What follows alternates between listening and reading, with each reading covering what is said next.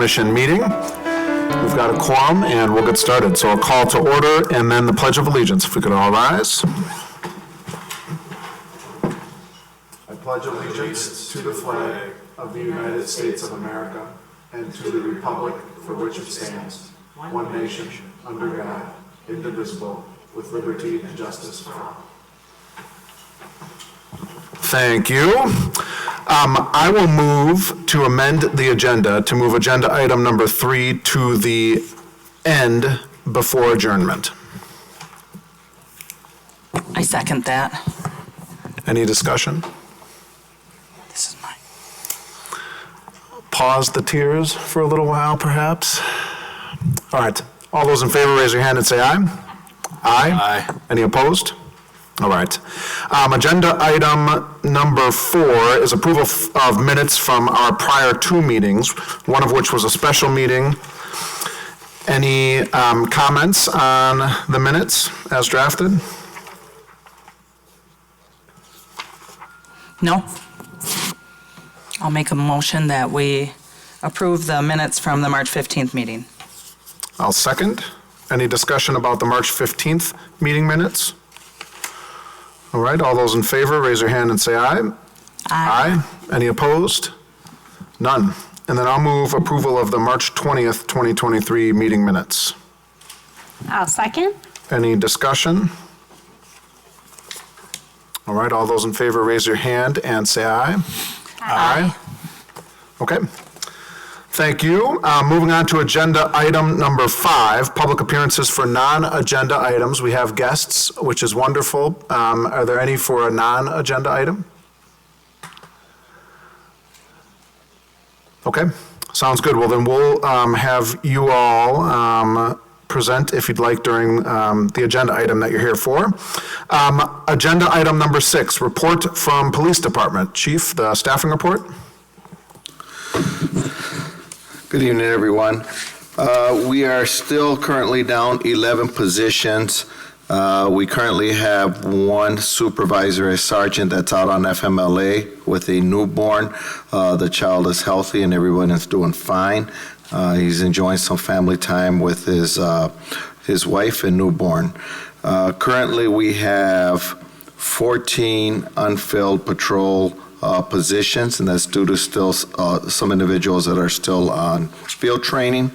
And we have 2 unfilled sergeant positions with light vacancy due to one who left the department to go to another agency. We are also looking at 3 potential retirees this year, one as soon as May and the other one's latter part of the year. We do have a continuous hiring process, and I can talk about that later in closed session. As far as our overtime report, we have a total of 800 total hours of overtime for the last month. That's with amongst 40 officers, sergeant, and detectives. The average is 20 hours of overtime per eligible sworn officer in March. So that's what we're averaging. I do believe the report is visible. It shows what our vacancy is authorized and where most of that is due to staffing shortages. Any questions?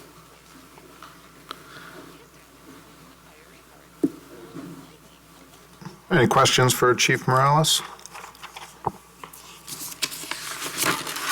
No, thank you for this information. It's very good. I like this chart to see the 200 hours of overtime is significant.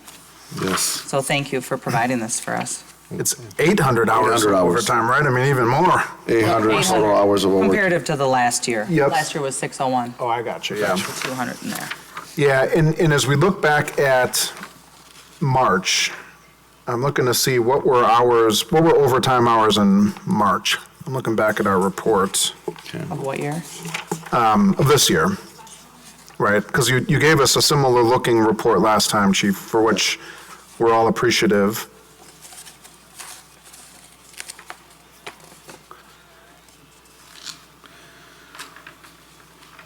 Is this not what you're looking for? March 2022 to 2023? Oh, I'm sorry, I'm looking for February. Okay. The prior month of overtime. But general message is similar to last month. Trend is going up, too many positions that are unfilled, and overtime is related to the mental health and well-being of anyone, of any person, and in protective services in particular. So something for policymakers across the board to be mindful of. Right. The biggest thing that I will comment on is the most challenging time living in Wisconsin are your summer months. So from Memorial Weekend through Labor Day weekend are some of the toughest times to staff, even at full staffing, when law enforcement officers want to be, or our public safety, even I would even say fire department, where we want to be like everybody else in the community and take some vacation time when it's beautiful in the state of Wisconsin. And these are the times when we're limiting vacation, we're limiting off days, and requiring everybody to show up for work because it is the busiest time of the year in the entire state. And to that point, you've got on the staffing report, page 8 of the packet, you've got a neighborhood assignment that's no longer filled because Yeah. one of our great officers left for the beautiful city of Wauwatosa, I believe. Right, he would have, that was one of them, and I forgot to mention that. Thanks for bringing that up. And one of them left to the city of Wauwatosa, the other one we promoted to sergeant. So that was, with a full staffing, we would have 2 neighborhood officer assignments. And because of the shortage in staffing, we're not able to fill that role. That's because of the correct. need for other priorities. Correct. And then you've got a note here that one patrol officer is a rotating detective. What is that? That's also, it's a funded position to have a rotating detective. They assist in follow-up for investigations. It was one where it's also a program where we can mentor officers to work on criminal investigations and then funnel them back out patrol to enhance the investigative skills of our patrol level in investigations. So it's a temporary assignment where we will rotate it maybe annually or every other year. We are still maintaining that, but that officer is filling that investigative role during the night shifts to help with staffing levels. Okay. Any other questions for Chief Morales on the staffing report? No. Okay. Then why don't we move to agenda item 6B? Does anyone want to take us into closed session?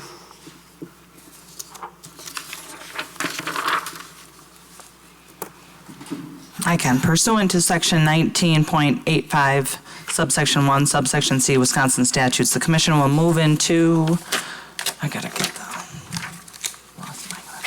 move into closed session for the purpose of considering employment, promotion, compensation, or performance evaluation of any public employee over which the governmental body has jurisdiction or exercises responsibility, more specifically to remove the probationary status of 2 officers, to exhaust the current police sergeant eligibility list, and make hiring recommendations for a police officer. I'll second. Any discussion? All right, all those in favor, raise your hand and say aye. Aye. Aye. Any opposed? None. We are in closed session. Back from closed session, and we will move on to agenda item 6C. Any action out of closed session? I would like to make a motion to approve the chief's recommendation to remove probationary status for 2 police officers. Congratulations. I'll second. All right, any discussion? All those in favor, raise your hand and say aye. Aye. Any opposed? None. Okay, any other actions out of closed session? I'll make a motion that we exhaust the current sergeant list. Second. Any discussion? All right, all those in favor, raise your hand and say aye. Aye. Any opposed? None? Okay, any other action out of closed session? I'll move to approve the recommendation of Chief Morales to extend conditional offers of employment to 5 candidates. I will second. Any discussion?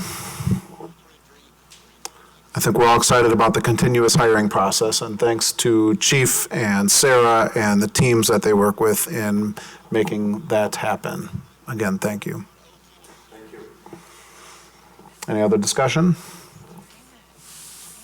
All right, all those in favor, raise your hand and say aye. Aye. Aye.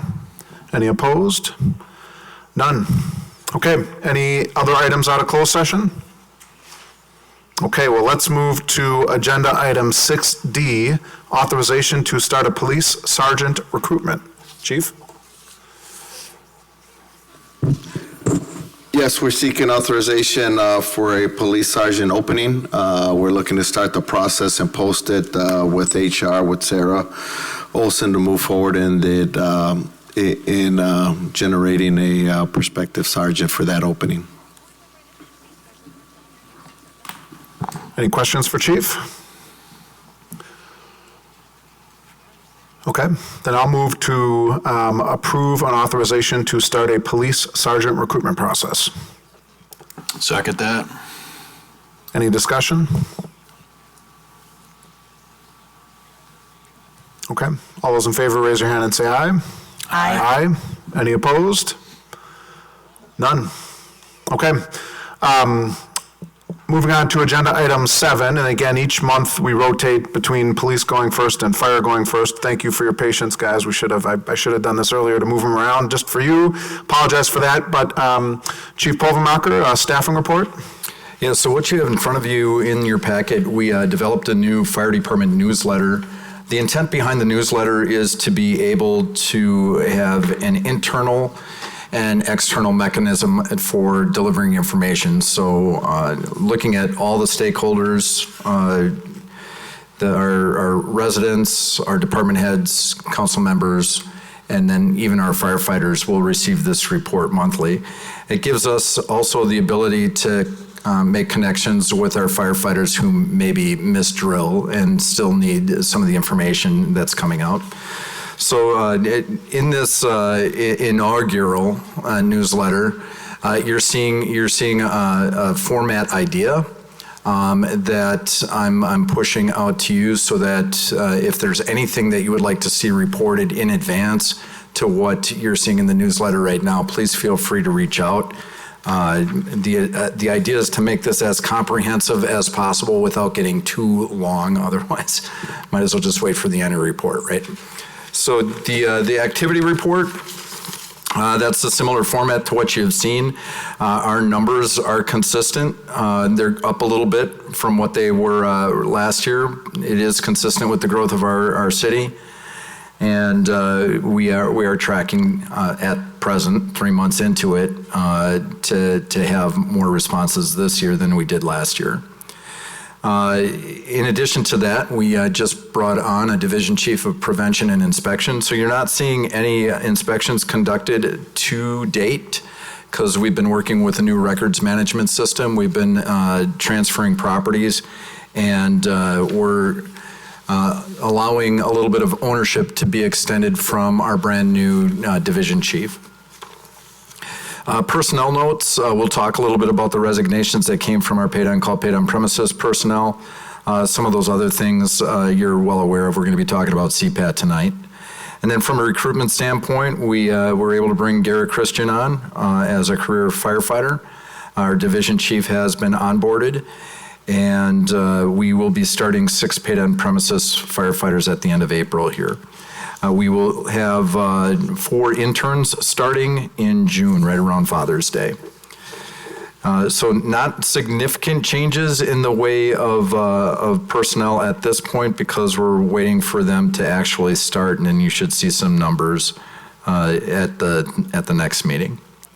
Overtime is slightly up, and one of the reasons why, actually it's going to be up a lot, we have about 4 members right now that are in FMLA. For a variety of different reasons, but it is creating some staffing shortages within the department, to the point where we've got people working overtime quite a bit.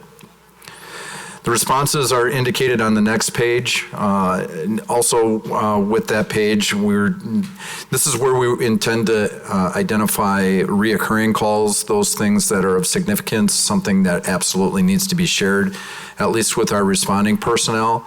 Until I have that information, we put some fluff in there. We put a couple of pictures to share some of the things that have gone on in our department. To include the addition of one Nova Villagomez. And then another thing that we hope to provide with this is celebrating some of the things that are happening within our department, not only work anniversaries, but also taking into consideration those that are being hired on, those that are celebrating milestones and birthdays and those types of things. Any questions with the report? This is fantastic. Whose job is it to update this and do this? Is this?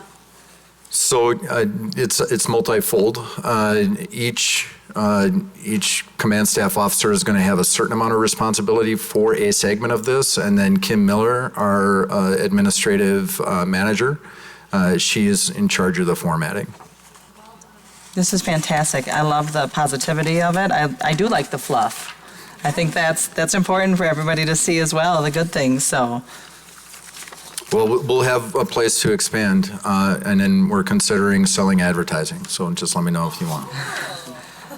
And I think it's great for the paid on call as well, to continue those communications and make sure things aren't, I like it. This is great. Thank you. Yeah, you're very welcome. Agreed. Any questions for Chief Pulvermacher on the staffing report?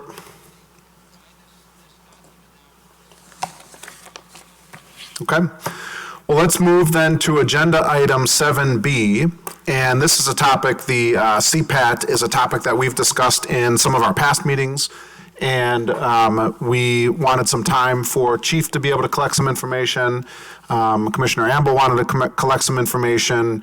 At one of the last meetings, there were references to YouTube videos and, different kind of ways for us to get a little more educated on the issue. So why don't we start, Chief Pulvermacher, turn it over to you, and then if you want to run through what you have there, and then commissioners can ask questions or share thoughts after that.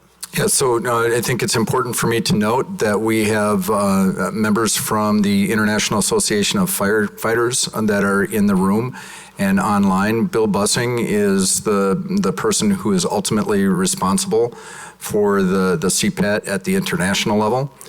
We have Union President Malin Mitchell, who is in the room, along with our affiliate representative, Jason Ladwig, in the event that anybody has any questions about what's happening on the labor side of things.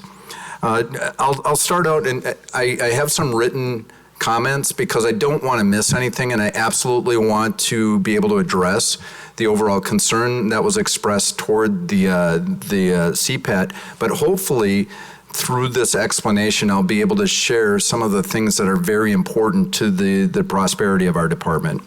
So the physical nature of the fire service requires us to evaluate the fitness of potential firefighters. This is especially important when considering the longevity of our career workforce. The Candidate Physical Ability Test, also known as the CPAT, is a pass-fail evaluation that assesses physical fitness. Candidates have 10 minutes and 20 seconds to successfully conduct a variety of fire service-related activities. The CPAT is the leading physical agility test used in our industry and is vetted through the EEOC by way of conciliation agreement dated 2006. The CPAT manual is in its second edition and is authored through the International Association of Firefighters and the International Association of Fire Chiefs. This has been identified as a success story in labor and management relations. It was originally published in 1999. Following an EEOC challenge by an Austin firefighter in 2006, the second edition was published in 2007 to address the concerns expressed through the conciliation agreement. Since that time, there have been no recorded cases of the CPAT results being overturned by way of legal challenge. So why the CPAT and why now? There's a couple of reasons why this is important to the Fitchburg Fire Department. As our community grows, the department needs to grow, And as recruitment changes due to changes in the workforce, we need to be able to reinforce assessment parameters for an evolving career workforce. We need to establish realistic expectation of the roles of our firefighters and what they do on the fire ground and what they do in the fire station. In the past 5 years, there have been several situations where our paid on-premises candidates were unable to successfully complete our recruit academy after being hired. And this was due to a number of different strength and agility requirements. It's important to note that our paid on-premises firefighters are part-time employees. If they don't successfully complete the recruit academy, their primary employment and income is not interrupted. Conversely, if we offer somebody full-time employment, provide income, and then terminate that employee for not being able to successfully complete a fitness evaluation, we interrupt more than just the functions that they fill in the fire department. We interrupt their livelihoods and their income. So given the fact that the firefighting students in today's tech schools are well aware of the physical agility requirements for full-time employment, many times the CPAT has already been successfully attained by those applying for the fire department for full-time employment. Since I've been with Fitchburg, I've seen firefighters leave the Fitchburg Fire Department for full-time employment in other municipalities, and all of these municipalities have required the physical agility test. These are communities like Madison, Rockford, Illinois, Cleveland, Ohio, Green Bay, Wisconsin Rapids, Akron, Ohio, Brentwood, Tennessee, Asheville, North Carolina. This is just a small sample of the departments that we've seen in the last 2 years. I wrote a thesis that addressed reflective recruitment in the fire service, and that was with the intent to develop a workforce that represents the community that we serve. Those familiar with my research know that the CPAT is intended to be used as a recruitment tool for the Fitchburg Fire Department. The design of the CPAT has the capacity to expose interested candidates through the performance of fire service-related functions. It is a great way to break the ice and to engage candidates through skills expectation and preparation. During this outreach, we can also set an improvement plan for those who want to take it further. It becomes a touch point for the fire department and those potential candidates who wish to stay connected. I'm aware of the concerns expressed about limited exposure to diverse populations. It was stated that the CPAT creates an additional obstacle to recruitment with specific population sets. I would argue that the CPAT can be used to break unintentional barriers and provide a practical and purposeful reason for someone to come to the fire department and learn more about the work that we do. During my research, I invited Fitchburg area civic leaders to a focus group intended to improve reflective recruitment. That focus group overwhelmingly stated that recruitment efforts should not compromise talent. And as it was told to me, nobody wants an untalented, unqualified firefighter. But everyone needs to have access to skill development. The CPAT acknowledges the need for strength and fitness while providing an avenue for skill improvement. My thesis is published through the Naval Postgraduate School and has been recorded in the National Emergency Training Center Library. Since its publishing, I've been contacted by 2 fire service agencies, one in Florida, one in Indiana, that are using that research in their recruitment efforts. The assessment must have a preparatory element, and I think that's important to note. We're not just putting a test out there expecting somebody to pass it. There needs to be, and there is, according to the way that the CPAT manual is written, a preparatory element. There are no surprises associated with the CPAT. Those taking the test are aware of the skill stations associated with the test and have the ability to practice those skills in advance of the assessment. The CPAT identifies a minimum standard. Those that meet that standard pass the assessment. Successful completion is not rated, so there is no preferred placement for a candidate that finishes faster than another candidate. Recognizing that fitness is only one consideration of a well-rounded candidate. With all of those considerations in mind, it's important to note that the CPAT is an assessment, and much like other assessments of the hiring process, application, testing, interview, not everyone passes. But even in those instances, there is an opportunity granted to those who are unsuccessful in the CPAT, because once again, it's a touch point for us to help prepare that candidate for the next process. It is important to have an assessment that is vetted through an impartial third party, one that minimizes the municipality's responsibility to validate the process through an independent accreditation agency, one that follows a national standard and decreases any association of prejudice or selective local influence, one that doesn't place an over-reliance of local legal resources to defend and assess the tool that is used. The CPAT identifies that the candidate is ready, that they have exhibited an aptitude for physical fitness. And from a readiness standpoint, it gives us a pretty good indication as far as what they will be able to do in the longevity of their career, and that they're ready to perform. And it's an important thing to note. When we bring people on to our career staff, we expect that they're going to be able to perform day one. We don't have the depth to develop a career firefighter from the ground up. That is what we do with the entry-level paid on-premises employee. We give them that opportunity. So to that point, there is opportunity for those that don't have the CPAT.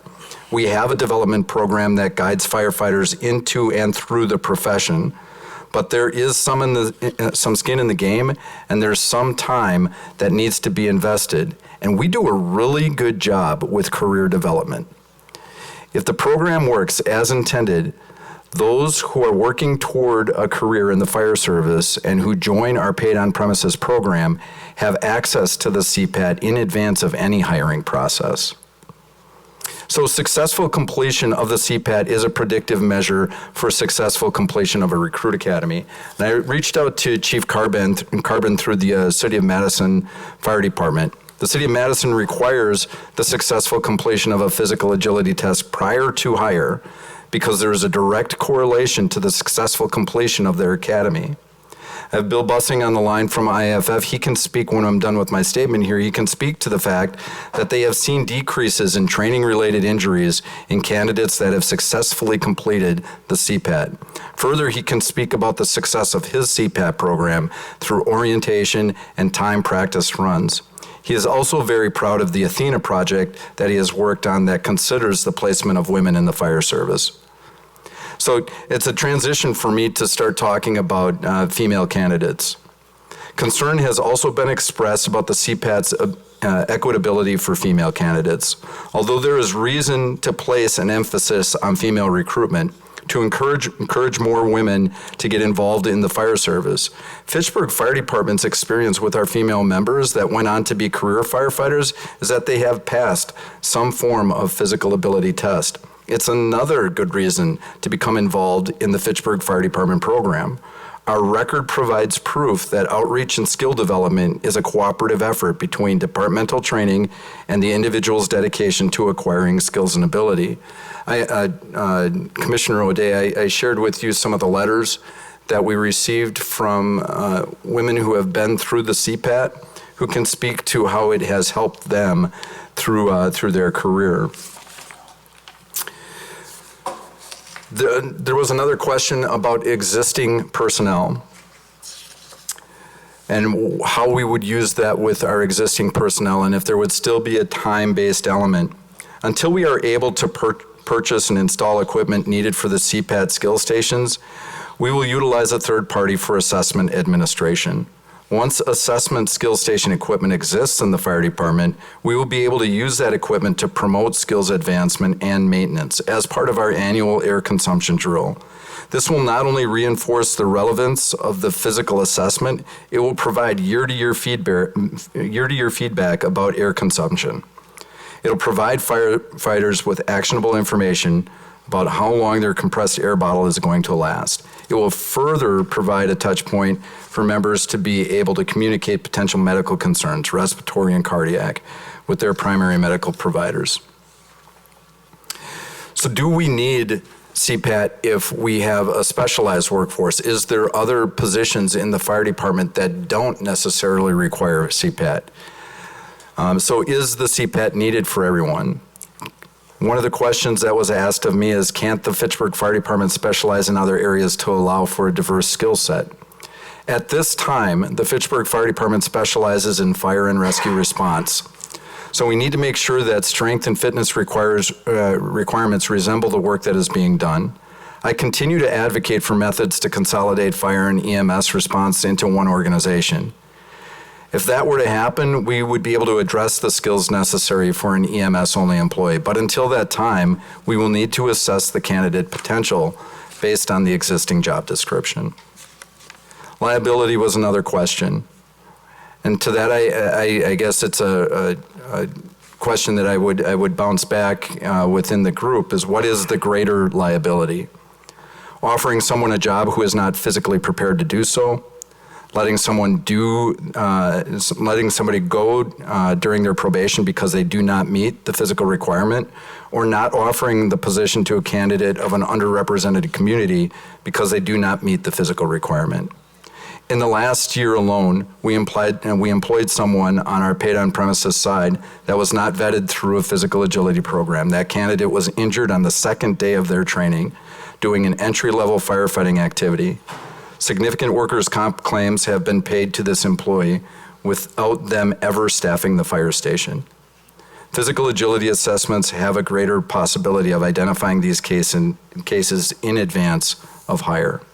So in closing, and to quote the CPAT manual, the fire department should reflect the community it serves. The goal of CPAT is to test for those who are physically prepared to be trained to perform the job of firefighter. The CPAT cannot be separated from the department's broader goal of attaining a properly trained and physically capable workforce whose members reflect the diversity of the community.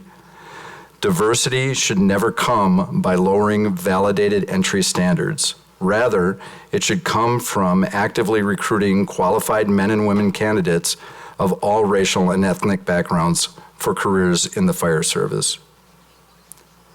So to pause here for a second, I just want to say that the CPAT is not intended to set people up for failure. It's intended to acknowledge the success of preparation and the need for readiness. So with that, I'll pause, see if there's any questions that I have from the group, anything specifically that I need to ask. And then if there's anything that you need from anybody else in the room, I would ask that they step forward. That was great. Thank you, Chief. You've put a lot of time and effort into researching this and digging into it, and I know it's something you're definitely passionate about, so thank you. This is very informational, and thank you guys all for being here. I would love to hear, I'm assuming everybody is in support of, if there's anybody not in support, I would assume you'd be the minority. If there's anybody not in support, I'd like to hear from you first. And one of the things that I do want to say real quick, and this actually is something that I think everybody needs to hear. When we see firefighters in the gallery, it's not because I told them to be here. Seriously. Right. I mean, there's a lot of people who think that we try to pack a gallery. This is firefighters who are here on their own terms for their own reasons. So I don't know what Jason's about to say, but let's give him. I think it's great. Thank you all for being here, because I'm on overtime, so. Okay. Yeah, weird, right? So for those who don't know me, I'm Jason Ladwig. I'm the union rep for the firefighters with Local 311. I've been a member of this department for almost 30 years. So I've been on this department before we had full-time people. The only full-time people we had when I started was the fire chief and the division chief of prevention and inspection at the time. So this is not Chief Pulvermacher's solely drive. This is labor management. I came to Chief Pulvermacher after the last hiring and said, we need to add a physical component to our hiring process. Our hiring processes have not been consistent ever. Something has always changed. So if there can be one thing that's consistent, and that's the physical agility test, CPAT. In 2006, we used the CPAT. There was no issues and there was no questions asked by anybody from the Police and Fire Commission or the city of why we're using it. I started applying for fire departments back in 1994. I just dated myself.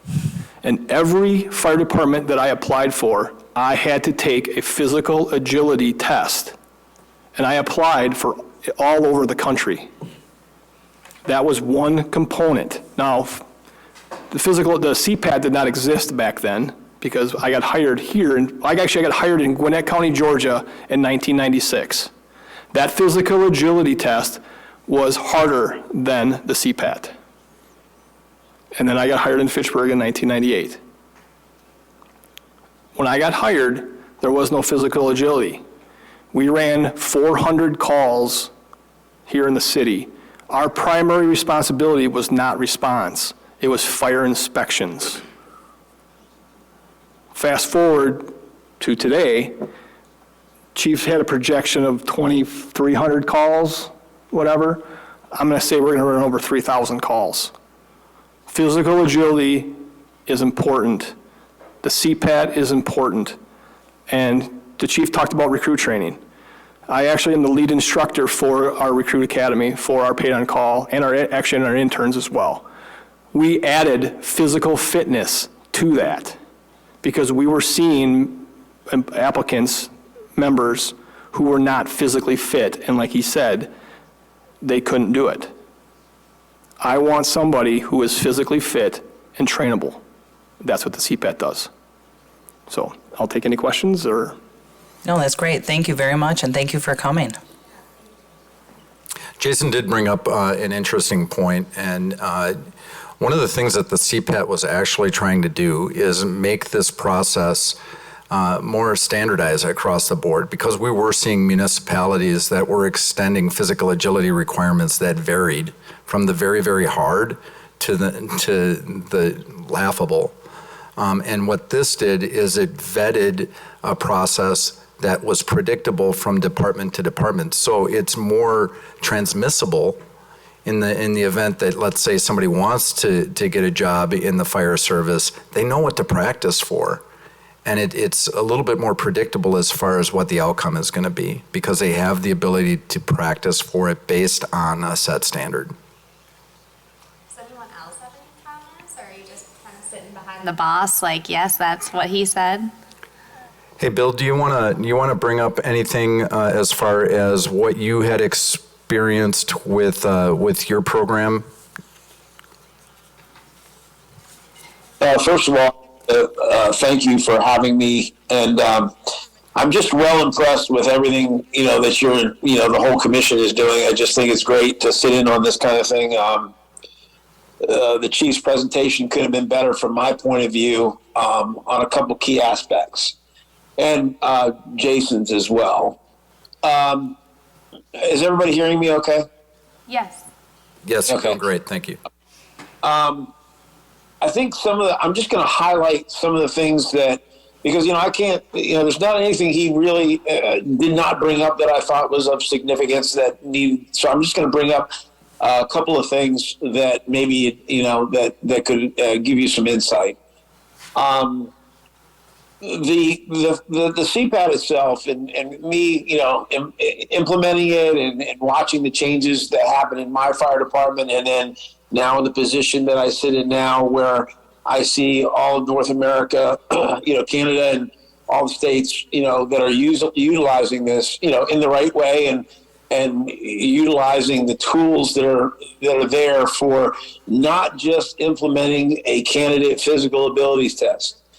As the chief mentioned, which I think is the most important thing, is that this is an opportunity to recruit and implement and expand on the outreach. So it does reflect your community and diversity. And there's plenty written in the manual. And when we do write the next, ideation of it, it's going to even expand on that more.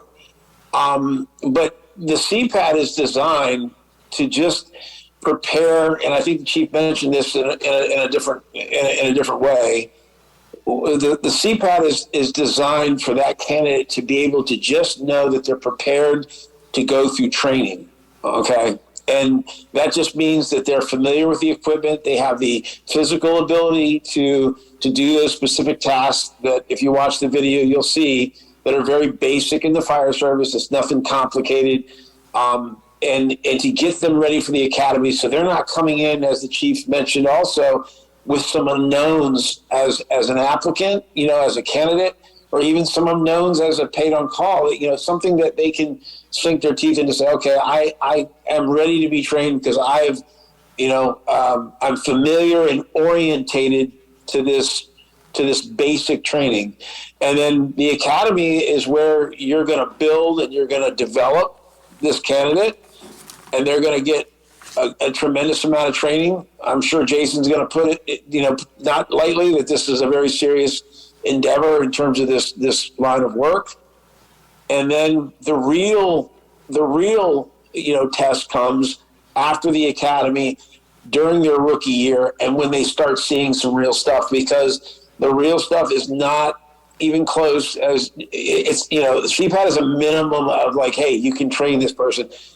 Being out there and being out on the street and seeing what I've seen, and, everybody in public safety is, has their stories, but that's where the real stuff is. And you want them more durable. And I would say just from a readiness standpoint, somebody that has this part of their career, their health, their abilities as the fitness requires for this line of work, that they don't have to worry about, am I physically able to do this job?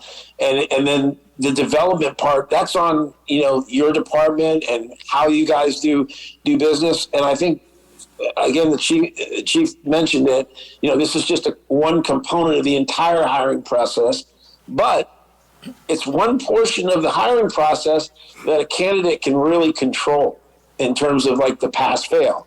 They don't have to perform at an extremely high level. They just have to meet the minimum of the time requirement.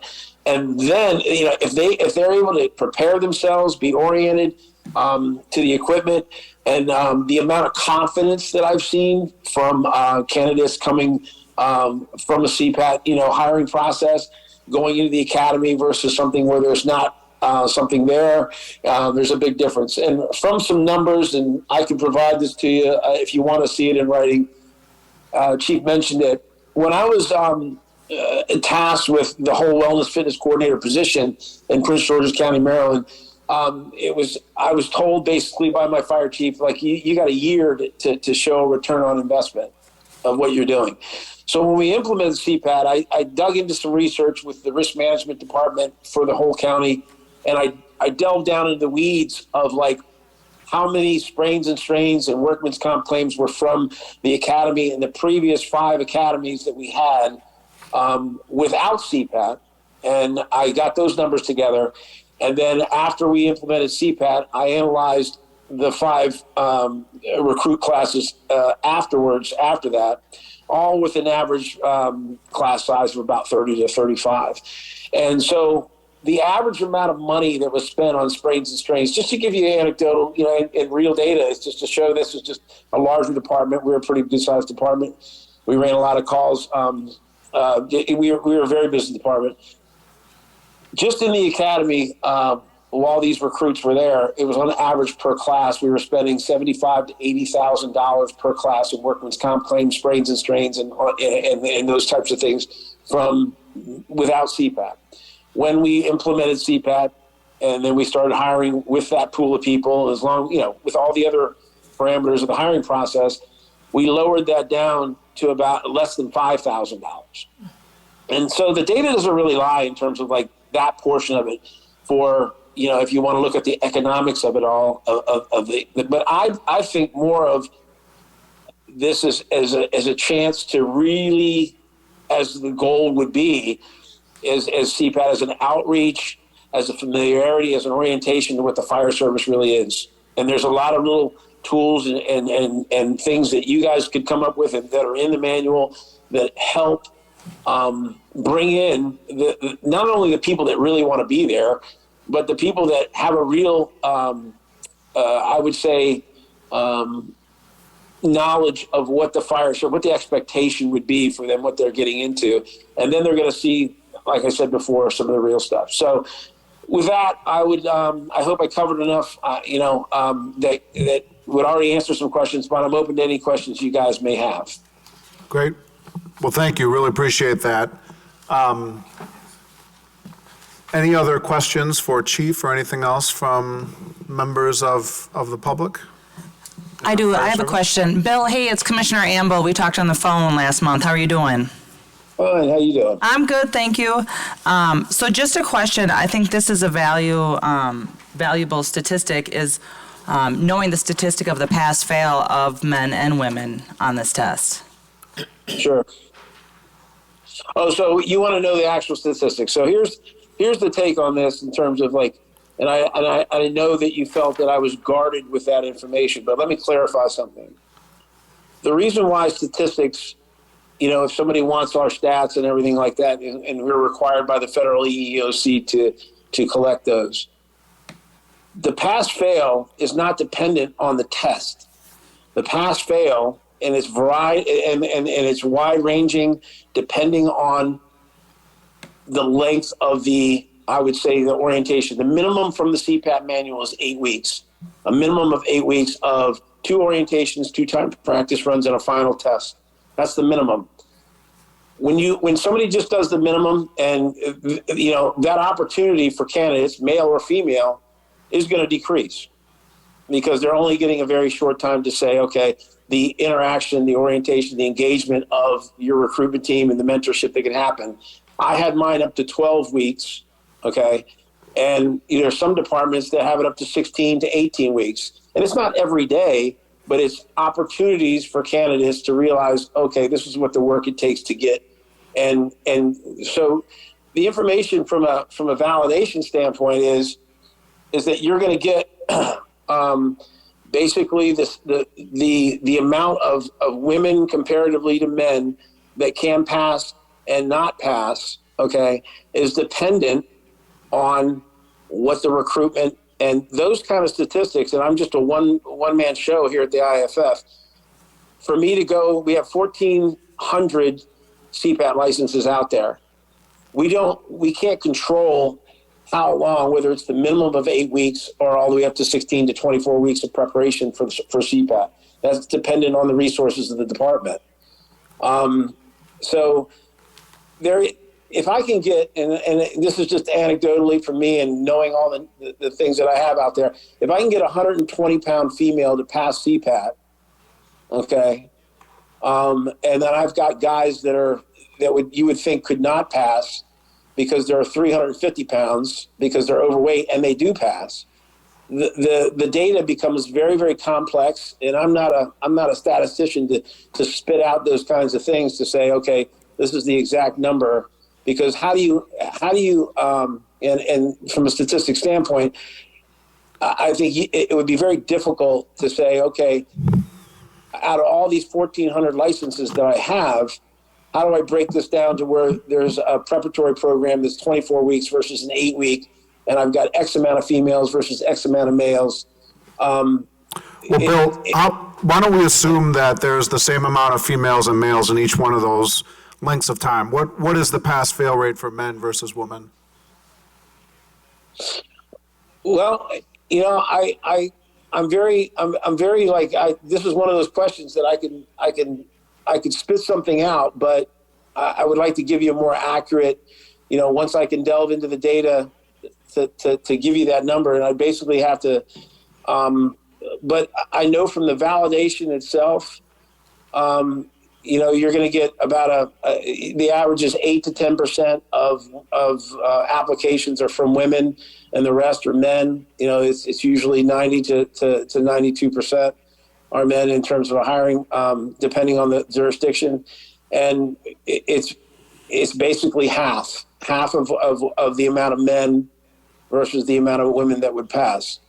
But and I'm not going to lie. I mean, it's a known truth that if you take the average female and the average male without any preparation, I think the odds are with the male just based on their physical ability just in general. But like passing CPAT it's not really a physical abilities test. It's almost a skills based thing, because I can honestly say that when I was doing it in my department, there were a lot of women that have never swung a sledgehammer. They've never raised a ladder. They've never had 50 pounds of gear on them. They've never crawled through a maze or dragged something along the ground. it was more skill-based to teach them how to do those things correctly. And once they had the technique right, they were able to pass. So it's about half, but I can give you more specific numbers once I get with my IT people. But again, I would have to talk to my superiors and make sure that that's all, But I want to emphasize again,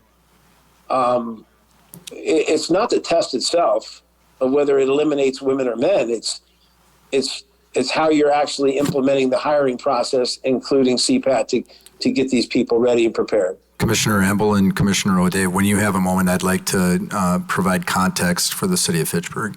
Okay. I just have a question. I just want to clarify those. So you're saying when a male and a female are both given the equal opportunity for the training following the CPAT program, the workbook, you're saying there's a 50-50 pass, but if there is not, where was that 8 to 10% you said for women passing? What does that come from? What I was saying before That's a national was statistic? that if somebody has a 12-week to 24-week program of preparation, the level of the amount of women that pass is greater versus if there's only an 8-week minimum to be prepared for their actual final test. I don't know if you're understanding that the minimum of 8 weeks, meaning that you have in the first month you would have 2 orientations, and then the second month you'd have 2 time practice runs, which means they could pass those 2 times and they have a final. So they have 3 chances to pass. But if you have a 12-week to 16-week program and the expectations are given and the mentorship and the orientations are given to people, not just females, but also to the men, who there are men out there that struggle to pass this test, is that the longer that the orientation and the familiarization program, lasts, the higher of a rate of a female is gonna pass. Where are these applicants going to prep for this? This sounds right. There's So continued. when you go, if you were to have a program within your own department, let's say, But you we would don't. have if you had CPAT set up yourself, you would implement that orientation and time practice runs and everything. That would be how you set up your program. Obviously, it's in the manual how to do that thing. But there are licenses out there for CPAT that are called limited licenses, meaning they basically work for it's CPAT within a technical school or a community college that runs the test, and they do those things for that department, and they contract out and say, okay, I'm going to send you 100 candidates to your facility. Please run them through the program and test them, and because that department doesn't have the resources for the equipment and everything else. So this is where it's important to get the context for Fitchburg. Because of the fact that you're right, we don't have that equipment yet. It's one of the things that I want to get in the fire department, and I can't put that equipment in the fire department if the CPAT is not going to be used, right? That's wasted money. If I put the CPAT equipment in the fire department, I have the ability to then prep our candidates, especially our paid on call, paid on premises. If we can't give them a job because the city of Fitchburg doesn't have enough full-time fire department positions, I better do my job to get them a living wage. And that means working someplace else. We are the AAA Farm Club for the Wisconsin Fire Service. And until we have enough positions to be able to place them on our own department, they're going to get jobs someplace else. And it's in my best interest to prep them for that because of the fact that becomes a recruitment tool for me. I can bring people in with little to no training, advance them to the level that they can get a job anywhere. So from a Fitchburg perspective, one thing that you need to be aware of is the fact that, we don't have the tools to be able to conduct the test yet. Those that do have the tools are required, based on the CPAT manual, to be able to provide a preparatory segment. That means that they have to have at least 2 orientation, 2 time trials, and that can be over the course of 8 weeks. And that is over an hour and a half away for an applicant to get to, twice a month, right? As of right now, Right, so the benefit for being on the City of Fitchburg Fire Department is we know the exercises that are needed in order to advance somebody's skill set to the point where, yes, the range of motion may not be, we're not using the exact same tools, but we're using the range of motion. We are training our firefighters to be able to pass that test because of the fact that there's other things. A simple example. And one of the first things you do in the CPAT is a step mill. It's where a lot of people have more problems than they think, because walking for 3 minutes with a weighted vest is more than you think. So it catches a lot of people by surprise. If we get our candidates, women and men, to start doing something as simple as squats, we have already increased their ability to pass that test by about 50%. And we take into consideration some of the other things that are part of that test, the hose drag, the dummy pull. Those are all things that we can recreate. When we get to the forcible entry prop, yeah, we don't have that exact same prop, but we can go through a range of motion to the point where they're doing the same exact thing, just using a different tool, a different prop to be able to simulate that activity. The thing is I stand a better chance of having a really talented fire department when we train them to be able to provide those skills regardless of where they go. And here's the other thing, whereas I can't speak to the national statistic, I can speak to the Fitchburg statistic. And every single one of our female candidates that has gone on to get a career job has passed the CPAT, and that's 100%. So let me add to this real quick, Chief, and I know this is tacking on to what you just said. Remember you said about this Athena program that I ran. I targeted and went out and we recruited collegiate, community college, and D1 colleges. We would actively recruit females, and we would provide them with even more training if they wanted it. It was optional for everyone, but we had this program because there was a mandate by our department to hire more females, and it was almost my job to make sure that happened with CPAT in place. So what I said was, well, let me go out there and recruit and find out, okay, who wants to, do this type of work. And then they also have the physical ability. And even if they didn't have the physical ability, can I develop that just at a minimum standard just to get them to the academy level where the real work starts? And I'll end there. Go ahead.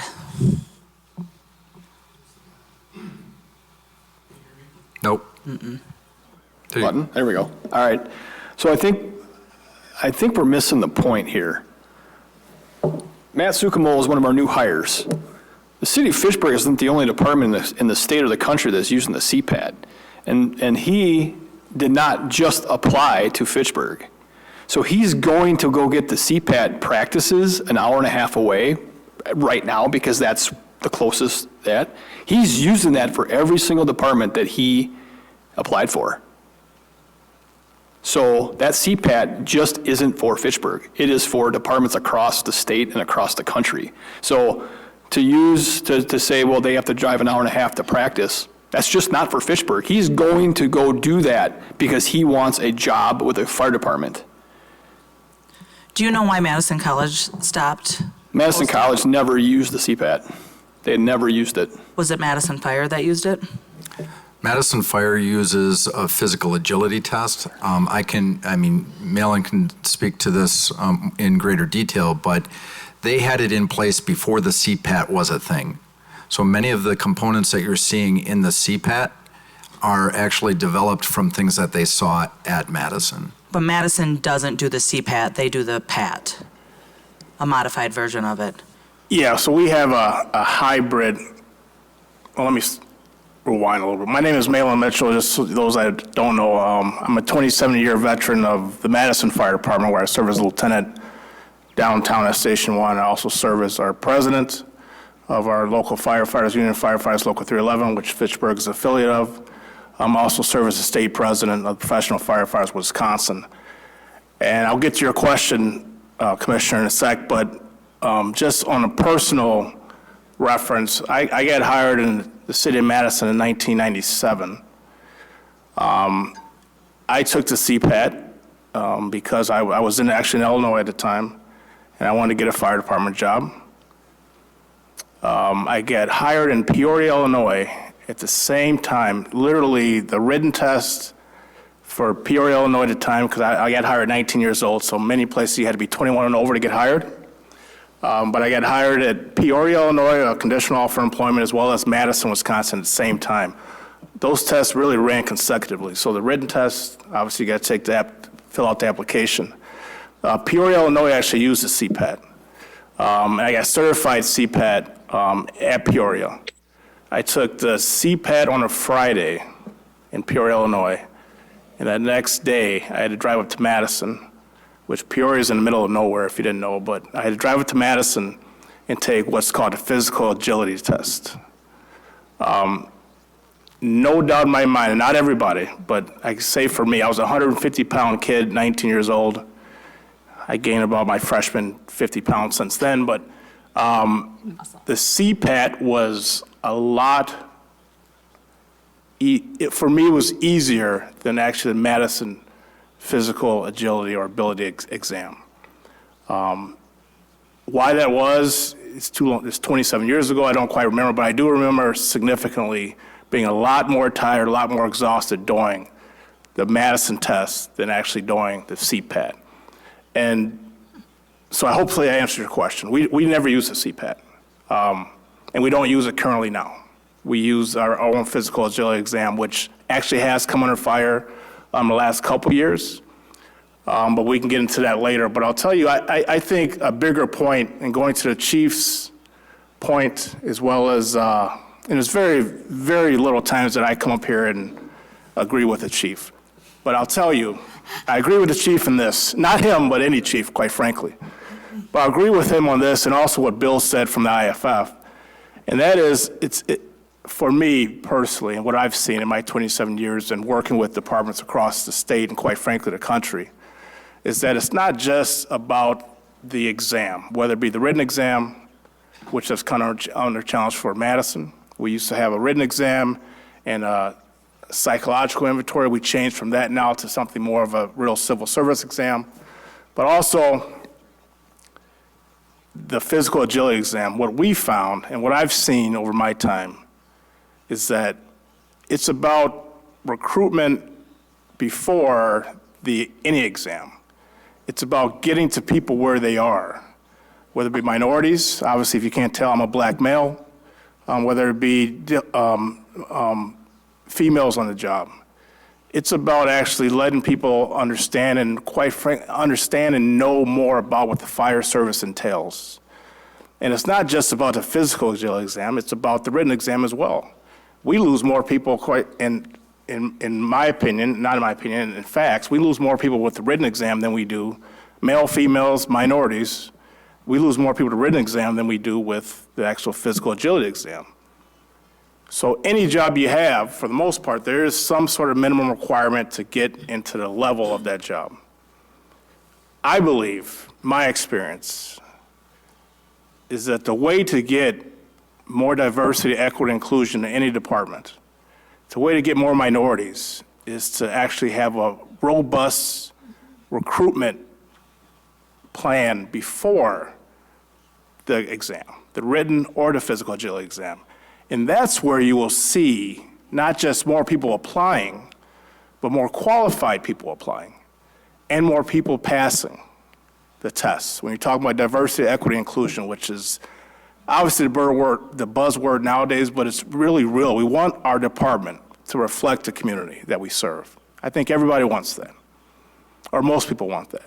And the only way to really get to that point and have like sustainable and things that you can point to is having a robust recruitment team. When I came on the job in '97, before I got involved in any union work other than just paying my dues and going to meetings, division chief at the time, Chief Dinkins actually, who lived in Fitchburg for a very long time. I was also a 20-year Fitchburg resident, lived right down the street here. I was asked to be part of the recruitment team. And we went to Malcolm X College in Chicago, we went up north, we went everywhere to talk about our job in the fire service. And then and only then did we start seeing more minorities, women and men of color, and women and men of color, apply.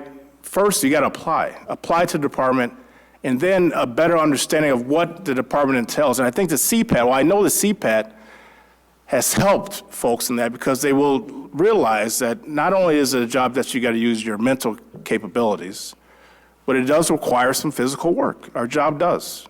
It's a job that if any of you up there and your families are hurting, you want someone that can actually do the job. And the CPAT gives them just an entry-level understanding of what that could entail. And then you go into the academy where they learn actually the skills and everything else in order to do the job. So, and I'll get off my high horse here and let Bill talk and the chief talk more. I wasn't going to say anything tonight, but I think the focus should be more on what Bill said, and that is going out and actively recruiting folks that you want to come into your department and reflect the community that they serve, but also be able to do the job. And that stands for males or females. So the recruiting piece, I think, gets overlooked a lot because we live in a time where Madison, we had, just up 5-6 years ago, we had 2,000 people apply. Well, we just ran a test this last year. We had a little bit over 900 apply. So nationally, not just here in the state of Wisconsin, but even in Madison, we're seeing where recruitment and retention is beginning to be a problem because folks are being able to work from home. They don't necessarily see this as a job or a career or profession that they want to have. So I think recruitment now more than ever is more important than looking at standardized testing, but actually getting people in the door, actually getting people applying, qualified candidates. I always said it back in the day when I was on a recruitment team, and I would get some flack from some of the guys say, why do we got to recruit anybody? We have 2,000 people apply. Why the hell do we have to recruit anybody, whether it's male or female? I've always said it's not about those people applying, we want qualified, capable candidates to apply so that we in turn and the chiefs in turn have a better quality and pool to pick from. So that's what recruitment is about. Retention is a whole nother piece. But recruitment is key, in my opinion, into getting people. And if we're talking about minorities and underserved groups and people of color, to actually be part of the process from the outset. But that begins in high school, in my opinion. That begins in tech colleges, which we do. That begins before we get to even the CPAT. It's about having those folks that actually, like myself and the men that are behind me, that do the job to be able to talk to those folks that are maybe not considering a career in the fire service, but how we talk to them about how we actually do the job, how they can do the job, and how they will be successful in being on the Fitchburg Fire Department. So what I'd like to add to that, and I appreciate those comments because of the fact that it truly does reflect the future of our recruitment effort.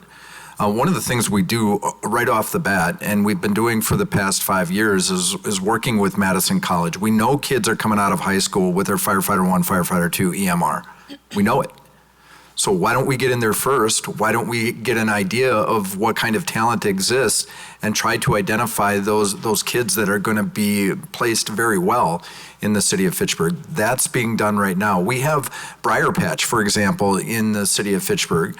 Just this constant gentle presence of trying to just make people aware of the fact that, yeah, the fire department is an option. You can earn a living being a firefighter. And a lot of these kids who are athletically oriented, those that have that mindset of teamwork and know the value of practice, those are the kids we're looking for. And so we try to pointedly go out and have discussions with kids that we think would do well. We don't know until they go through some of these assessments, until they've actually been through a certification class or two.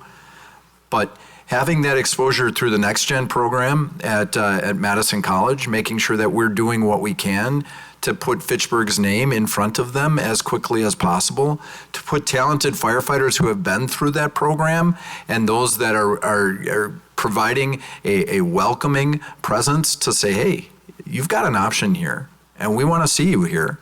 We do ride-alongs all the time. That constant gentle presence and exposure is going to give us a better chance of being able to have those discussions with kids that maybe aren't thinking about it right now.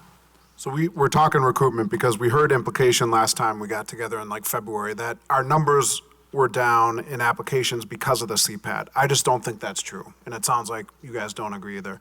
We also heard implications that the CPAT was somehow discriminatory toward people of color. Does anyone think that? I haven't heard that. Well, being the only person of color in the room, well, he's half, but I would say no. Okay.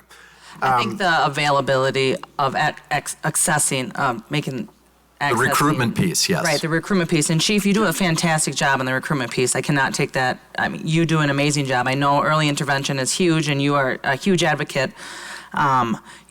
We are in a hiring crisis, and our job as the commissioners to make sure that we are providing equal opportunities to everybody in the for the city of Fitchburg to come. And I am 100% supportive of physical agility of some sort. I'm just not sold that this is the answer. You have guarded information for a commission that has been nothing but transparent since I've been a part of this. I didn't like hearing that. The 8% passed. I don't like hearing that. The fact that they have to go far away. I think of the mother who has 3 kids who works full time. She doesn't have the means or accessibility to go to months of training. And what the CPAT really truly does, and Bill, this resonated with me when you said this to me, it means that you are trainable. It does not mean that you will be a good firefighter. And that stuck with me because I have met hundreds and hundreds, and you all have too, of firefighters that have never taken the CPAT, and they're amazing firefighters. And I feel as a commission we would be doing a disservice as of right now in this hiring crisis. 10 years ago when we had so many applicants we couldn't choose, and it was almost a system that was used to eliminate, to lower the pool, I would maybe be in a different mindset, but I want some sort of physical agility. I agree, some sort of physical. This is the safe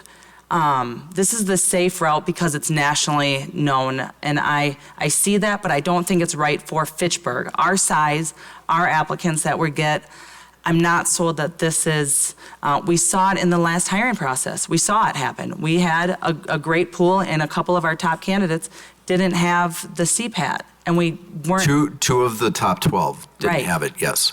And one was a female and one was a black male.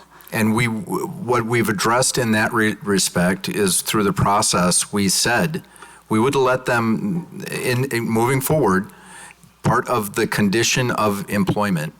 They still need it before they're hired, but they can go through the interview. We can identify at what point they're going to fall on the list, and then we make sure they get that test. And we can drive them there, we can do whatever, we can make those things available. Preferably, I mean, one of the things, the reason why these things were made available in advance of the process is because then some of the risk associated with the test itself wasn't assumed by the municipality. It was Right. part of the risk that they were assuming because they wanted to become firefighters. Oh, I know the liability, and it's safe. Like I said, it's safe. It stands up in the court of law, but that doesn't mean it's right for us. How realistic is it for us to get our own equipment? I'm It always takes a like, long really time. big on- It takes a long time For the for us equipment? to be a licensed CPAP testing facility. Bill, how long does it take for And somebody? how much does it cost? Well, the cost is going to be indicative of the equipment, which the initial estimate that I got last year was about $50,000 for the equipment, right? Okay. One-time expense. There is some maintenance associated with it. But Bill, can you tell me what the turnaround is from the time that If you were to apply through and put your application in, I could, after I do what I have to do, administratively, I can get your license in 2 weeks.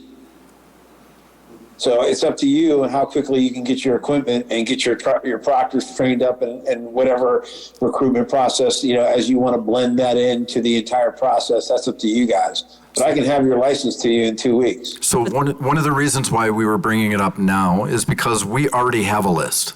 We already have a list of firefighters. This was trying to get in front of this in advance of the next process, right? Trying to do all of that. The other thing is that I'm trying to also identify the fact that right now, our neighbors, the volunteer departments around us, at some point they're going to be in a staffing crisis because of the recruitment. I'm trying to get in front of that. I would like to have our career people in place before that staffing crisis exists. So throughout why the put state. another barrier up? It's not a barrier. It's a recruitment tool. So- I'm serious about that. Recruitment tool to be able to establish realistic expectation. So again, I think there's a thought that if I apply for Fitchburg Fire and a CPAT is required, that I'm only applying for Fitchburg Fire. I guarantee you that those people are applying all over, right? Like So this gentleman. they're going to go get their CPAT regardless. So I don't think, back when, I'll echo Malin, it's a recruitment issue right now across the country. In 2006, when we had the CPAT as a requirement, we had 170 applicants. That wasn't a barrier. So I just think it's the time that we're in right now. Is there any other options? Do you see, I know you support this, and I respect that, I wholeheartedly do, and it's my role on this position to question it, to make sure it's fair, to make sure it's equal. Is there any other options that you see for a physical? Part of my job as fire chief is to make sure that what I'm doing is fiscally responsible. If I were to put something forward that was unique to the city of Fitchburg, all it takes is one challenge to take that cost over $300,000 Okay. to try to defend it. Yeah, so it's a liability. Right. And this is, I mean, and I get it, it does, it stands up in the corner law. There's no, and so, I don't, does anybody else have any questions? Do you? I have a statement, maybe, not a question. Thank you, Chief. Clearly, you spent significant time developing that statement. It's clear to me that you're truly passionate about the responsibility you have for developing people and for providing, frankly, high-quality and safe fire service to the city of Fitchburg. It seems to me CPAT is industry standard. I've heard from enough people to say this is what everyone else is doing. It's the minimum acceptable, you would think, standard to be in this line of work. I'm sorry, there has to be a standard, correct? It's basic common sense to me that you would have some level of physical ability test to become a firefighter. It's obvious. I heard you say something about there was pushback, and I know Commissioner Amble has pushback. Has there been anyone else at the city level providing pushback to this? So the concern existed as far as being able to describe the process, the value of the process. My direct supervisor was Mayor Richardson. He had some concerns about it. Obviously, HR wants me to answer questions about a process that involves hiring. So I've had questions. I'm trying to answer those questions to be able to provide some degree of comfort that there's been a lot of forethought into this. Slightly, I don't want to say surprised because I think I need to answer for my actions, but this is, like you said, a nationally vetted program, one that I didn't want to necessarily have to put too much time into because of the fact that it is a proven concept. So, yeah, there's been some questions, but that's why we're here, for me to be able to explain those.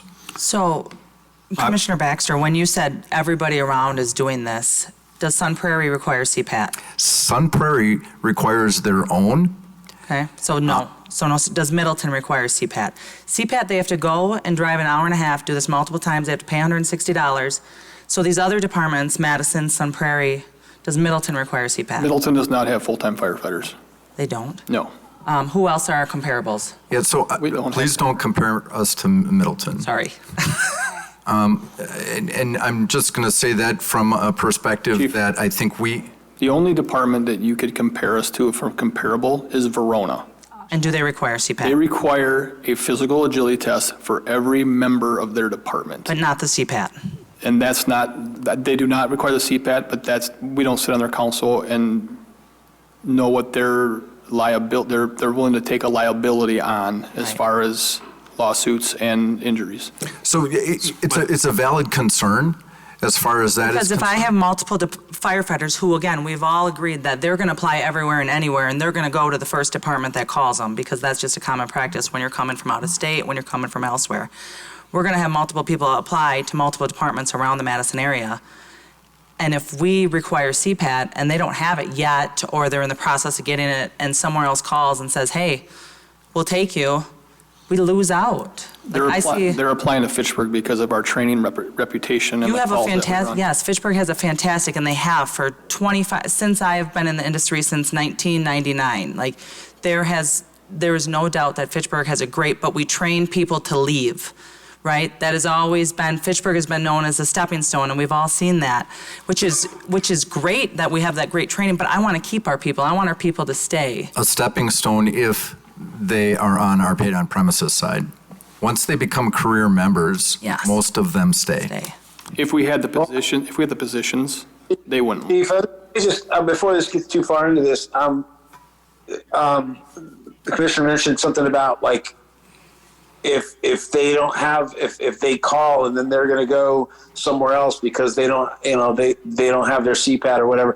My question is how do you know they're going to pass that particular department's PAT or whatever physical ability test that they have in place? How do you know that they're going to pass that one? So Do they have a recruitment process? Do they have, the basically the template laid out of how to orientate and get your candidates ready to take this test? I don't know what those other PATs are, but how do you know those candidates that maybe are going to go somewhere else, they're going to call them, and that they're going to pass that test? So Commissioner, why don't we let Commissioner Baxter finish up, and then we can kind of circle back to some of these different issues and talk action, if any. So, it speaks to some of it. We are an understaffed department that has no time to waste. Yet we asked the chief to spend, I don't know how many hours, developing a statement about something that seems fairly straightforward, excuse me, and obvious to justify this to this commission. We don't have that time to waste. And maybe it's not CPAT, but that means we have to do it ourselves. Everybody that doesn't use CPAT does their own. Do we have the time and energy and resources to develop our own physical agility test? Guys, do we ever have any free time to do that? No. This is path of least resistance. Oh, by the way, yes, it is nationally accredited and it stands up in court. Like, this is the no-brainer to me, okay? It's frankly embarrassing that you have to sit here and explain it to us. The answer, as Mr. Mitchell said, is the robust recruitment. We're not going to lower the bar because we're in a crunch.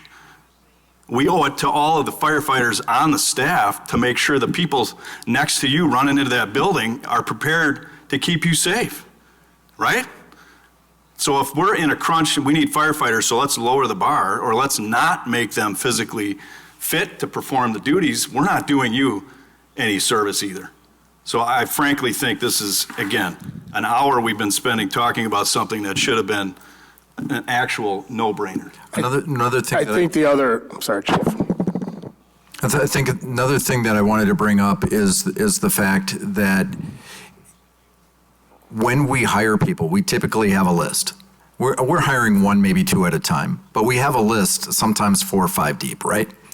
If we hire somebody that has less than the physical fitness that's required, there's somebody else on that list that we might be able to bring on that has the capacity to do that job, and now we've put a lot of time and effort into somebody that is not going to succeed during their probation. I'd much rather bring the person on that is likely to make it through their probation. And you're absolutely right in the fact that the physical agility test is one element. There's other things that we have to evaluate them against, but it is one element that we can assess right now. Lieutenant Mitchell?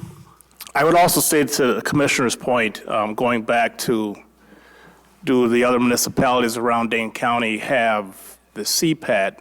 The answer may be no, but I would also parlay that with the question, if we're getting a diversity, do those other departments have more diversity because they don't have the CPAT? And I would say no, because we represent a lot of them.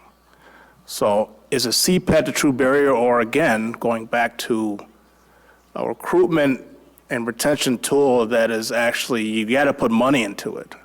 It can't be just Chief Polmacher or the brothers and sisters from Fitchburg just talking to their friends. It's actually got to be, and I'm sure the chief has a plan, he's probably used it already, but there has to actually be a recruitment team and a plan in place, a strategic plan in place for the next 3 to 5 to 10 years on how we're going to actually retain and actually get more of a diverse pool of applicants into the system. So again, I would say that while a lot of departments across the county don't use CPAT, they're not more diverse. And so is the CPAT the barrier, or is it actually getting people into the fire service the barrier? Well, I think the CPAT is the barrier because you got to travel an hour and a half, 2 times, pay $160, rather than doing homegrown one. Let me try and frame this a little bit. I think a first question is there a need for a physical fitness test? Yeah. And I think everyone agrees, yes.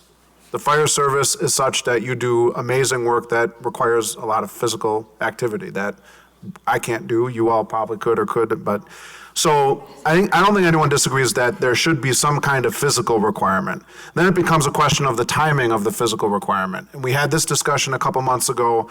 We now say you have to get your CPAT as a part of the conditional offer of employment. We'll pay for people to do it. Is that right?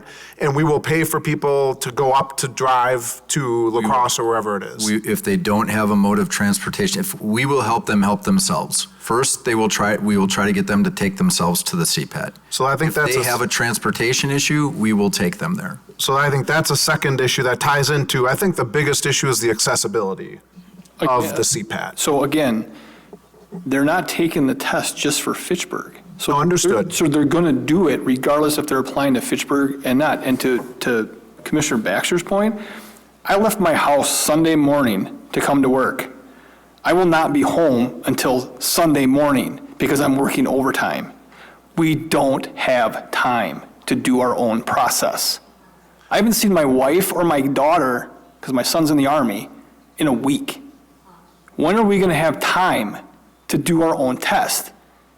We don't have the positions. The city of Fitchburg's had 12 positions. We just added the 13th. That position was the first added since 2016 from a 2006 staffing plan. So we don't have the time to run our own, and I don't think the city wants to put $300,000 on the line for somebody to be challenged. Male, female, white or black or whatever. And I respect that. I think that's fair. Chief, I sent you an article with the UW MedFlight. Yep. They've collaborated with UW. Is there a local option? Just to update everybody, UW MedFlight collaborated with the UW physical fitness or physical therapy, OTs, and they created a physical agility that was specific to the flight crew in order for their needs and their accessibility.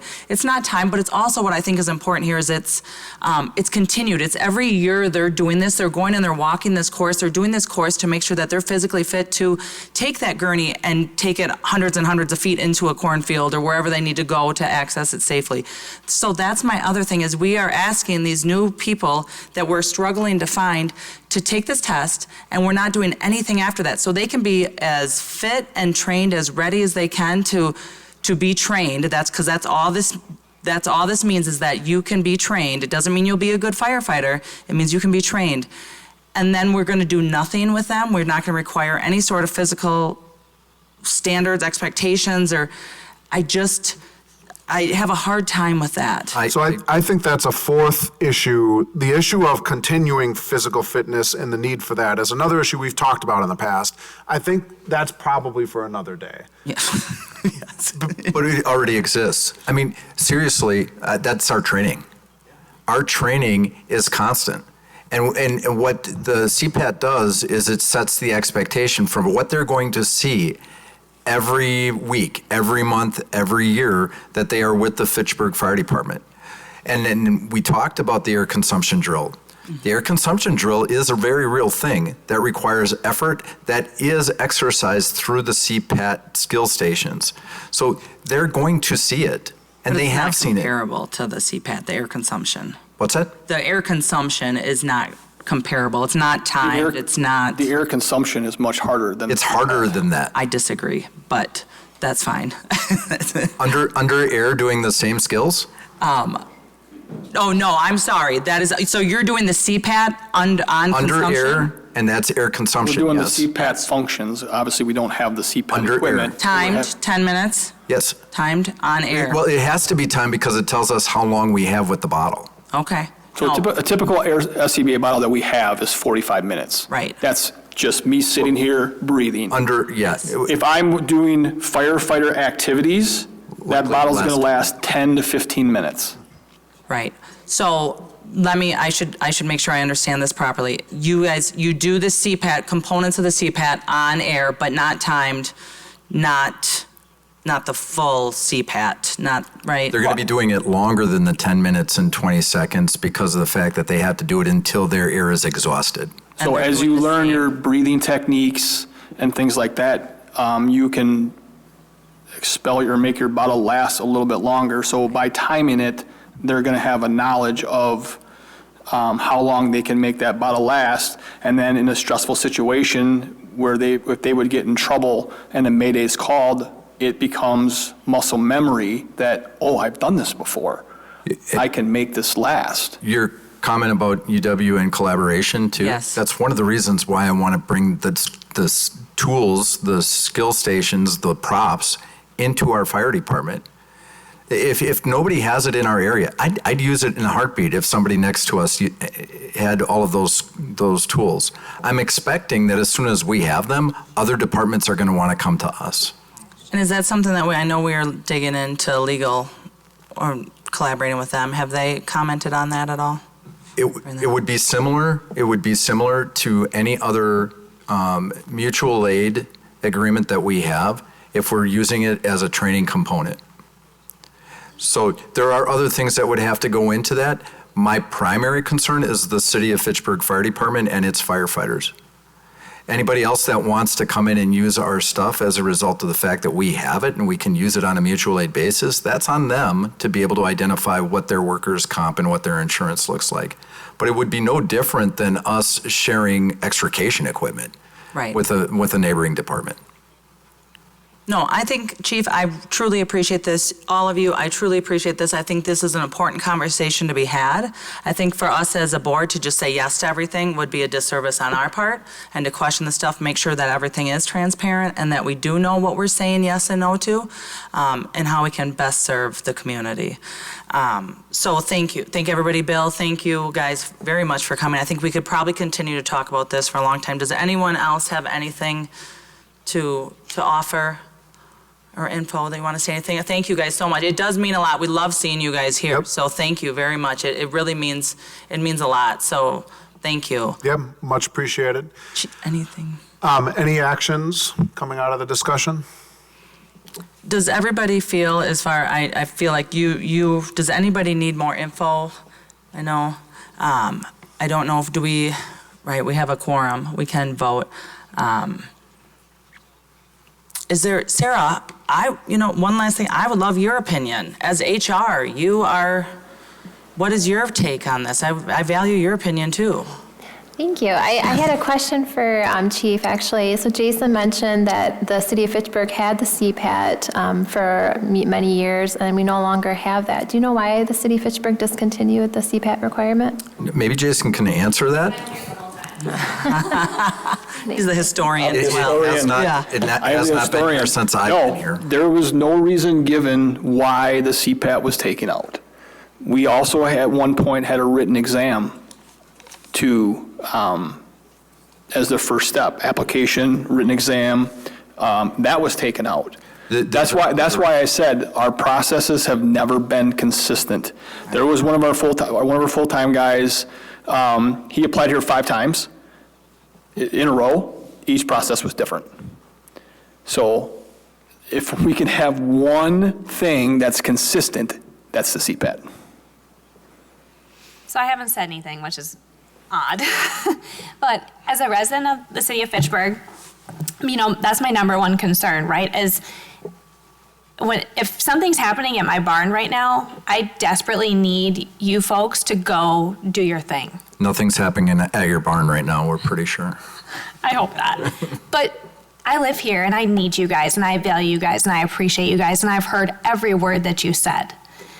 And I'm not a firefighter. I'm not an expert. As a matter of fact, I'm a healthcare administrator. So my takeaway and everything that I've heard from all of you is it's dangerous for us to not have something, and I know you don't want me to use the word standardized, because I know we're trying not to use that, but it's so dangerous for us to have one round of hiring and we do X, Y, and Z. Okay, done, got a few, moving on. The next round, we do something totally different. Like, that, there is no continuity of anything, and I think that is doing a huge disservice to everyone across the board. So if we could have something in place that was standardized, it makes sense to me.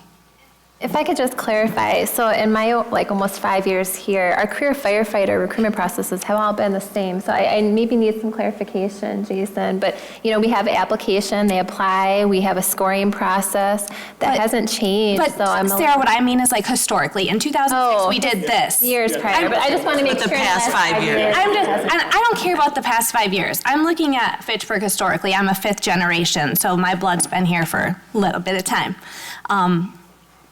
So I think we just need to take this seriously and really take a look and just listen to all the information that we've been given. I mean, that's my big takeaway. So I don't have anything more. Sarah, do you have other thoughts? I was just going to mention, you are requiring the CPAT at the time of applying. So I just wanted to verify that, because that was. Right now, as of the requirement that we added in fall. So they have to have it at time of applying. Correct? the last process that we had, yes, it was at the time of application. Right. Through the concerns expressed from Sheena and from you and from Mayor Richardson, we had talked about making that a condition of employment. So that's why this was changed, to be able to reflect the fact that we still wanted to at least bring them in for an interview, right? And those that are on the top of the list at that point, if they didn't have the CPAT, we would give them the opportunity to at least try to get it and pass it. And we would provide transportation. Like, we would give them If a they car needed it, if we needed yes. it. Would we pay their mileage? Is that something we could look at doing? We could, if somebody is financially strapped, that's the last thing that we would want to get in the way of employment, is something like that could be easily addressed through compensation. It's one of the reasons why other departments have it at the time of application, because it's already done. They don't have to worry about it. It's the risk that's assumed by the applicant. Okay. Wait, when we make it a condition of employment, though, there's so many things we have to hash out yet with legal. Who's driving? Is it a city vehicle? Are we doing mileage reimbursement if we're requiring their personal vehicle? Are they getting paid during this time, or is this? There's just so many things. I wouldn't feel comfortable if I had to put a brand new recruitment process out to put on there a condition of employment, because I don't know what to tell them after that. And we would have to sit down with legal, and we would have to work on what the steps are for that. If we require it, we have to pay for it. I mean, I think. I got a call, but I just want to throw something out here. When I got hired, now this was a long time ago, and I don't think things have changed. When I got hired in Gwinnett County in 1996, I had a conditional job offer. I wasn't employed yet until I passed the rest of the tests. Exactly. Once I passed the rest of the tests, then I was officially hired. So I'm not an employee until I finish the required things, which the CPAT, if you did the CPAT at a conditional job offer, they're not an employee yet. Okay. I got a call, so I got to go. Thank you so much. Thank you very much, everybody. Yes. Thank you. Please be safe. So we need to get him home and talk about the overtime thing. So, Yeah. right. Yeah. One of the things 1 week that I is wanted to bring up is, are we looking for reasons to say yes, or are we looking for reasons to say no? Because we can come up with an answer either way. I'm looking for reasons to say yes. So I'm figuring have out some how we sort of can get them. physical- You need a reason to say yes? Some sort of other than what you've physical- heard tonight? No, I'm good. So the thing is we have the ability to address the things that are required for the CPAT. We can either make it a condition of application, which then we don't have to provide anything. Everything beyond that is good faith effort on our part. Or we make it a condition of employment, which I'm sure that we can come up with something that identifies what we would need to do. And we've got a little bit of time to be able to do it, because that application process is Wow, that not was going to happen fast. within the next 5 months. Right. Sarah, is that something, right, like we have a psych, we have a background check, we have drug and testing. Is this something that can easily be added to, Sure. 30 days, 60 days? I don't know if that's, but something that it gives somebody else that didn't have that opportunity. But then again, I know that gets messy because are we paying them, are we not during that time? So Sheena, you bring up a really good point, though. Part of their conditional employment is a medical physical. Right, Are we paying for their mileage to go to their medical physical? right. We're not. No, right. But we pay for their medical physical. We use We the same pay for their medical facility. physical, we'll Yeah. pay for their CPAT. Right. Right, it's just that it's local, and you're Yeah. talking about hour away, and you're talking about potentially driving them, and We so will- that's where I'm just confused, because I'm not, typically we don't drive people to their Concentra physical. We're talking about the top candidate, top 1 or 2 candidates. Are we going to spend $200 if this is a top candidate and all that's standing in our way is a CPAT? I think we're going to spend the money. If they're that good, Well, Again, we Sarah's, have to do that whether they're the top candidate or bottom candidate. and Sarah's concerned about liability and process, so we should get Process, that. I'm really concerned about process. I don't know what that process is, so it feels backwards to have a requirement that we don't know how the process is going to work with them. Is this a condition? Is it, within, the first 30 days? How is that? Are we going to drive them? Are we not driving them? I'm just trying to figure out process is the only thing. Well, how about if we, over the next month or 2 months, think about what that process might look like, and then we can review it and move ahead with it. I mean, I think, Chief, you made a valid point, right? If you Google bad CPAT things, bad articles come up about CPAT. If you Google good CPAT, I appreciate these women taking the time to send articles, right? We can pad a conversation or a discussion however we want it to look. I think we all know that is part of it. And Chief, thank you so much because you have put so much time into this, and I do value this, and I value everybody else's time who's come. And the women that wrote those articles, I think those are great.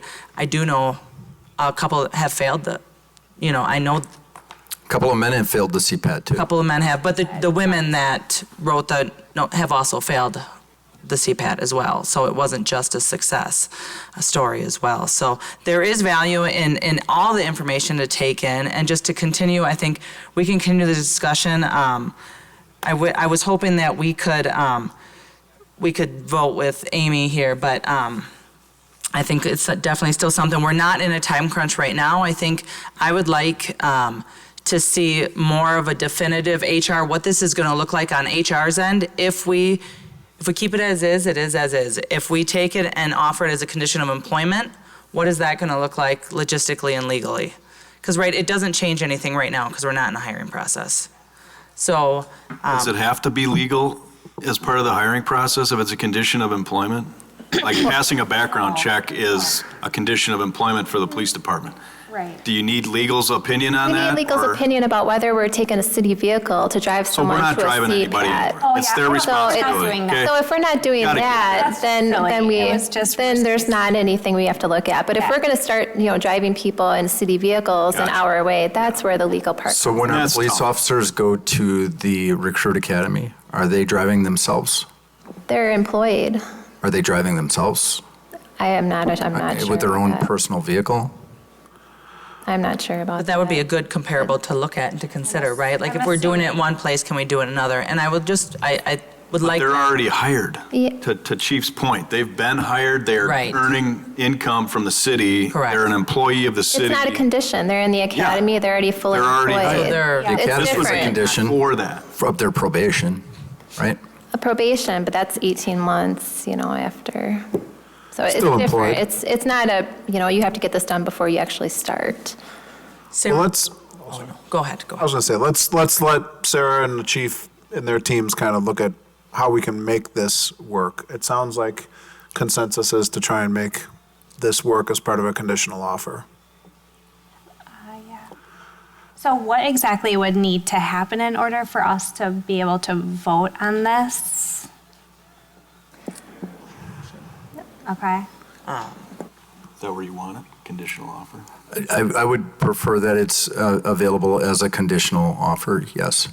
I mean, personally, my initial take was at time of application, I conceded because of the fact that it may have left somebody out who didn't necessarily have access to the CPAT. Yeah. So my intent of problem solving that was to make sure they had access to a CPAT.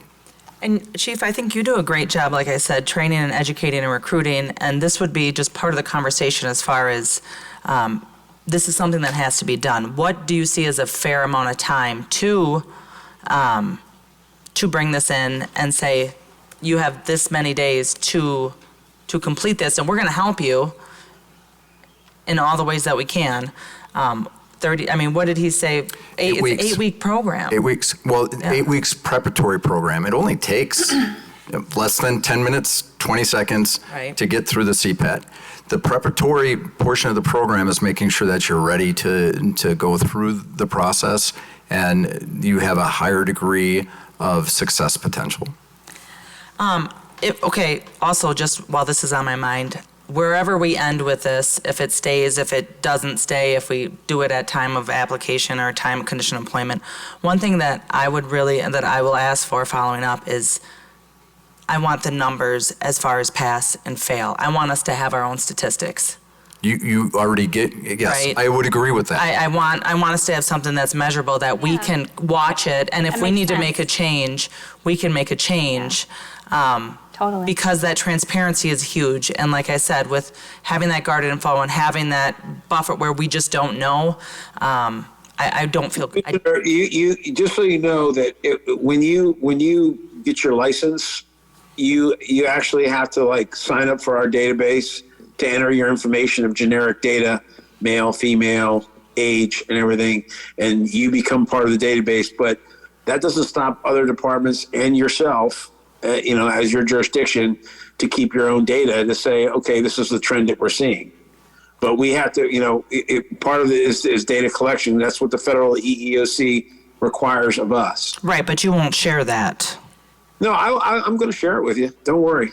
Oh, good. Oh, I look forward to that. Yeah, that would be He great. said he had to pull it. Okay. I'm sure you're going to look forward to that. Right? Yeah. I can, and here's where I appreciate your vote of confidence as far as me being able to do the job of the fire chief. We have kept track of statistics for the city of Fitchburg. I have had 3 female employees, 3, that we had on staff who have went on for full-time employment, who went through a physical agility or the CPAT. All of them have passed. That's 100%. I've shared that because of the fact that we prepare our firefighters to do the job. And we know that part of that, if they're going to get a career position someplace, if it's not with us, it's with somebody else, they need that CPAT. That's what they need to prep for. That's kind of why I don't want it also, because then if we get the CPAT, then they can go anywhere. And hopefully they don't leave us, and it's a stepping stone. I don't want to be... I don't want to be the stepping stone. I don't want to be less than the minimum standard. Right. So I think it's worth waiting until the chief can come with Sarah and recommend a path forward for the conditional, how we make this part of the conditional offer, a probationary period or whatever it is. So although we'll be losing a valuable member of the Police and Fire Commission potentially, I think it's best to wait. But does anyone else want to make a motion or? I just feel like a lot of time and effort has been put into this, and I'm just unsure what new information is going to present. Like, what more could we get than we've had today? Like, I just want a set process of what it's going to look like. Is it going to be 30 So- days? Is it going to be 6 days? Are we going to? and we can do that right now, Sheena. Like, we can create that process. I would love HR. I think that's something, this is a big indicator of right, you guys are the recruiters on the hiring team right now. You are a recruiter, so Yeah, I'd love as- to work with Joe on that and coming up with some good language and then bringing it back to the commission if possible. And if the newsletter has to be on hold for a month because you have to put your time into this, put your time into this. I love the newsletter, but I put in 140 hours 2 weeks ago. I can probably put some time you're supposed into to be this. shutting it down, Yeah. right, with the new Well, chief. we've got 5 people on FMLA. FMLA, yeah. Okay, so I think we're just gonna keep on this. It's not gonna change anything. It's not detrimental to our department. We're just gonna keep, this is a big decision to make. I really think it is. So we'll just table it and discuss it at the next meeting. And maybe, hopefully we'll have to make sure we get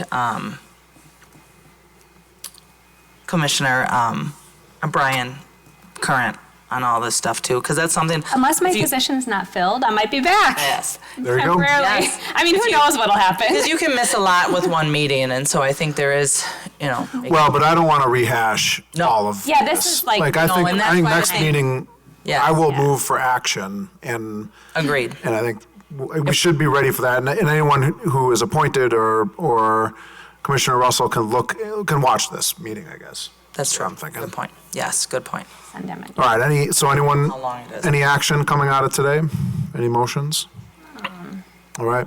So one of the great things about Police and Fire Commission is we are all members of the public. We talked when we hired for the police chief role how we can have disagreements, respectful disagreements as commissioners, and we did have respectful disagreements, and that's fine. We're not public officials on the Police and Fire Commission. That's, I think, purposeful. We're not elected officials. There's a need for that gap between public elected officials and those of us here on the commission as regular citizens. Commissioner Wheeler, Jim Wheeler, when he moved over to the city council, stepped away from the Police and Fire Commission for that reason. That's important, but we still play that role. We can be respectful and professional about it. And thank you all for being professional and respectful. Thank you to the two of you who came and visited. Bill, thank you for joining us. And to those who were called out on service while we were sitting here, thank them as well. All right. Let's move to agenda item 7C. I'll move to enter into closed session pursuant to section 1985, sub 1, sub C, Wisconsin statutes for the purpose of considering employment, promotion, compensation, or performance evaluation of any public employee over which a governmental body has jurisdiction or exercises responsibility, more specifically, to notice the commission of a resignation of a paid on-call firefighter. Second. Any discussion? All those in favor, raise your hand and say aye. Aye. Any opposed? None? All right, we are in closed session.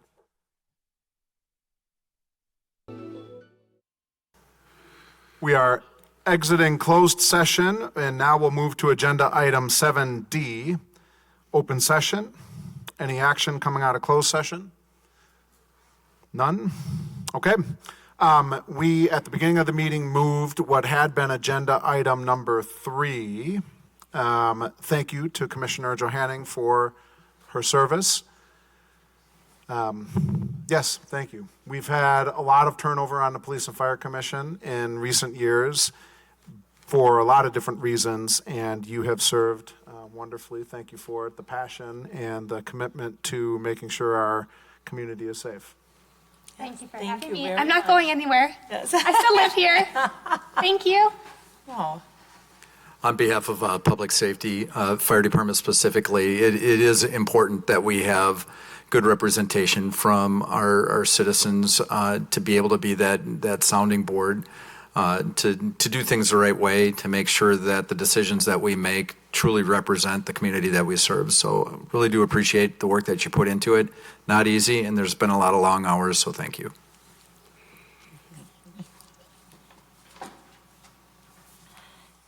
All right. Moving to agenda item number 8, announcements. Any announcements?